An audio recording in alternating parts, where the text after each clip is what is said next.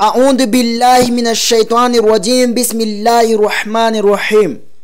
Ni famitina ng turten Zuman Hazrat Mirza Masroor Ahmad Adallah Ta'ala bin Asil Aziz tam Zuma Fatil Amropul Fulana Mai 2025 ni mikaska ni farisena an mak taurian famakina tashahud sintaun sin suratul Fatiha dia i Hazrat Mirza Masroor Ahmad dia nilaza fawe te walua dia nilaza turteni ni mikaska ni changirai zai ni si famununa leilai rai na dia nanau firabana masna assalamis ar ilai kalifa malalatsika Adallah Ta'ala bin Asil Aziz dia nanutra andian Quran masna yan ku izay milaza fa ni ulla izay manao firabana masna izan dia tstuknula zay na fatsue pin nilaza ilay kalifa malalatsika Adallah Ta'ala bin Asil Aziz fa we refa na ino azan zavran trang izan ilay pamnan masna sallallahu alaihi wa alihi wassalam dia naneo fatezeran tateraka tamzan ulla izan misy aza mitatara fa we ilay pamnan masna sallallahu alaihi wa alihi wasallam aza dia nivavaka nanohitra ho an'ilay olona nanao an'izany famonona izany no heverina fa fahadisoana lehibe izany aveo ilay kalifa malalatsika Adallah Ta'ala bin Asil Aziz dia niresaka momba ny faminanina fandresena miarihary tao maka nilaza ilay kalifa malalatsika fa hoe amzao dia iresaka momba ny fareseny maka izany tena fandresena lehibe indrindra izay nolazainy Allah ilay tsy to vokatra n'izany dia betsaka ny olona izay niditra ny finoana islam izany voalaza ao agnatin'ny Quran masina hoe waqur rabbi dakhilni mudkhala sidq wakhrizni mukhraja sidq waj'alni min ladunka sultanan nasira ary laza hoe ry tompoko abdiro amin'ny fidiran'ny famarinana aho ary avoay amin'ny fivoan'ny famarinana ary omeo ay avy aminao ny fahefana amin'ny alalan'ny famonjenao. Chapitre 17 verset 81. Nilaza ilay khalifa malalatsika Adallah Ta'ala bin Asil Aziz fa hoe io andininy dia nambara talohan'ny findrany mpaminany masina sallallahu alaihi wa alihi wassalam tany Madina ary nambara mialohan'ny fifindramonina miaraka amin'ny fandresena ao amin'ny Maka aveo momba ny fandresena any Maka izany dia voalaza mialoha ao agnatin'ny Quran masina hoe laqad radiyallahu anil mu'minina iz yubayunak ta'ata ash-shajara fa'alima ma fi qulubihim fa'anzala sakinata alayhim wa asabahum fathan qariba fal tamropin tokoa i Allah tamin'izy ireo nanao bayat taminao teo ambody hazo fantany ao ampon'izy ireo ka ampidiny tamin'izy ireo ny fahatoniana ary novaliny soa tamin'ny fandresena tsy ho ela izy ireo. Chapitre 49 verset 19.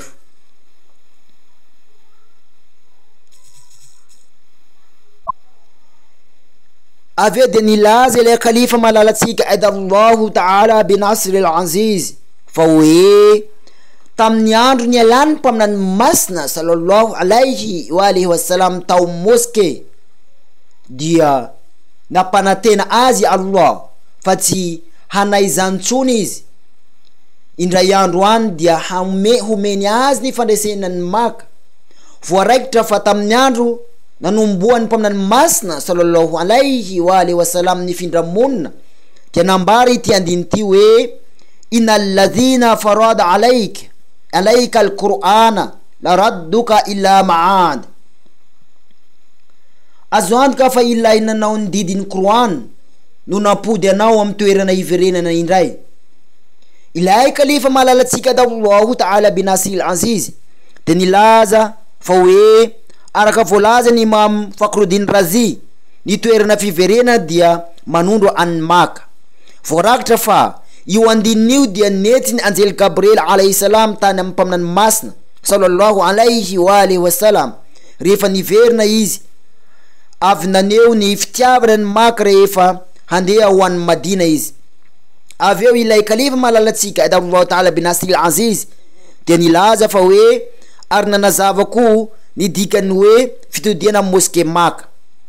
izany dia fampatsahivana ho an'ny mpaminany masina sallallahu alaihi wa alihi wasallam sy ireo mpino islam fa tsy maintsy miezaka sy mivavaka izy ireo mba hataterana an'izany faminanina izany.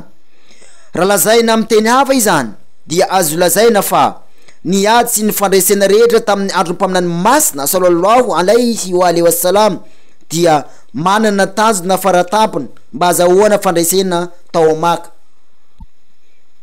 Izany dia voalaza ao agnatin'ny Qur'an masina fa hoe wa min haythu kharajta fawalli wajhaka shatra al-masjid al-haram. Ary na aiza na aiza ivoanao dia atodio ifanandrifa amin'ilay trano masina fiakofana amin'ny Allah ny tavanao. Chapitre 2 verset 150. Ilay kalifa malalatsika Allahu Ta'ala bin Nasir al-Aziz dia nanazava amin'ny alalany ten'ny Hazrat Mirza Bashiruddin Mahmud Ahmad radiyallahu anhu fa io andinio dia tsy miresaka momba ny fanolorana vavaka, ary izany fotoana izany dia mitodika amin'ny lalana makany amin'ny Kaaba masina, satria avy any amin'izany fivoana izany dia tsy misy fandraisana fanaovana vavaka. Noho izany midika izany fa ny andininy ity dia tsy maintsy manondro zavatra hafa ankoatra ny fanolorana vavaka. Ity andininy ity dia ranomarina manondro ny zava-misy fa rehefa nifindra monina avy tany Maka ilay mpaminany masina sallallahu alaihi wa sallam dia nanome fahafana ireo mpanohitra ny finoana Islam hilaza fa i mpaminany masina sallallahu alaihi wa sallam dia tsy mety amin'ny vavaka izay nataony mpaminany Abraham alaihi salam raha niala tao Maka. Ho setry ny izany io hevitra io dia nambara ny andininy etsy ambany izay voalaza efa teo aloha hoe midika izany fa vonjimaika ny fiangainy mpaminany masina sallallahu alaihi wa sallam avy ao Maka, ary haveriny Allah ho mpandresy amin'ny toerana io indray andro any izy raha sitraky ny Allah. Rehefa manao fampanantinana i Allah dia tsy hoe mijana ho kama amin'ny fiandraisana ny fahataterana an'izany ny fampanantinana izany ny olona, fa tsy maintsy miezaka ihany koa ny hanatratra ny fahataterana. Nampanantena an'ireo Israelita ny tany Kaniana i Allah rehefa nitondra olona ho any amin'ny tany Kaniana i mpaminany Moses alayhi salam dia nanome toromarika azy ireo mba hiatsy hahazo ny tany. Diso hevitra ny Israelita fa raha tanteraka ilay teny fikasana dia tsy ilaina ny hanao na inona fa ho tonga ho azy ny tany, fa raha tsy izany dia ny hevitra izy ireo fa tsy misy dika ny fampanatsinana. Dia hoy izy ireo tamin'ny Moses hoe fazhab anta rabbuka faqatila inna hahuna qaidun, ka mandehana ianao sy ny tompona zanarinao miady fa izahay kosa dia hijana eto amin'ny tany misy anay. Chapitre 5 verset 25. Ka ilay kalifa malalatsika Allah Ta'ala bin Nasir al-Aziz dia nilaza ny tenin'ny Hazrat Mirza Bashiruddin Mahmud Ahmad radiyallahu anhu izay nanazava tamin'ny fotoana